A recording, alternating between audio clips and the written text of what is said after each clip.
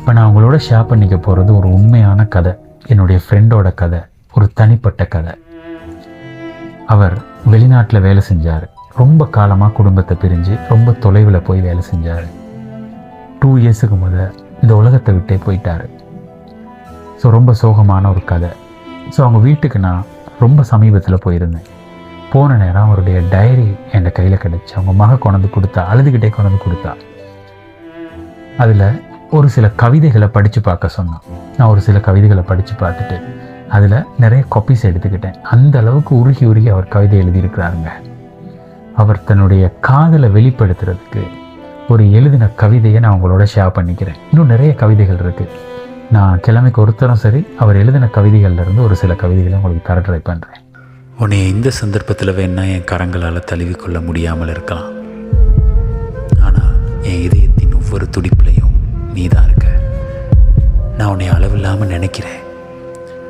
தூரம் நம்மளை உடலால் பிரிச்சிருக்கலாம்.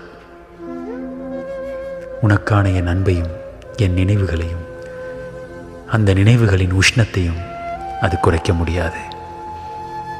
என் நாட்கள் அனைத்தையுமே நிரப்புறது நீ தான்.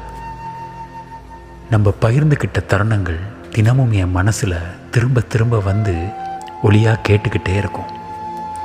எனக்கு ஆறுதலையும் நம்பிக்கையும் அது தரும்.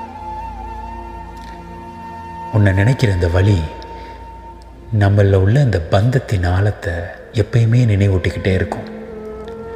மைல்கள் நம்ம பிரிக்கலாம், ஆனால் நம்ம இதயங்கள் இன்னும் இணைஞ்சு தான் இருக்குது.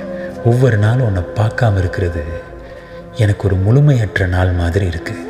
ஒரு நாள் திரும்ப உன்னை என் அருகில் வச்சு அணைச்சிக்குவேன் அப்படிங்கிற அந்த நம்பிக்கை, அந்த கணம், அதெல்லாம் தான் என்னைய வாழ வச்சுக்கிட்டு இருக்கு. அதுக்காக நான் அவளோட காத்திருக்கேன். நீ எப்பயுமே எனக்குள்ளே தான் வாழ்கிற.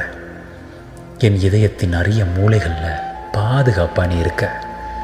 தூரம் நம்மளை சோதிக்கலாம், ஆனால் நம்மளுடைய அன்பு நாளுக்கு நாள் மேலும் வலிமையாகிக்கிட்டே வருது.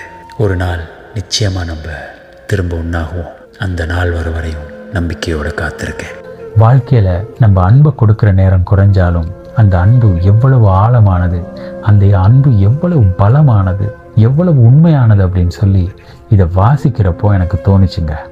உண்மையான அன்பு பல வார்த்தைகளாலையும் நினைவுகளாலையும் இதே துள்ளுக்கு அப்படியே முத்திரை பதிச்சிருக்கும்.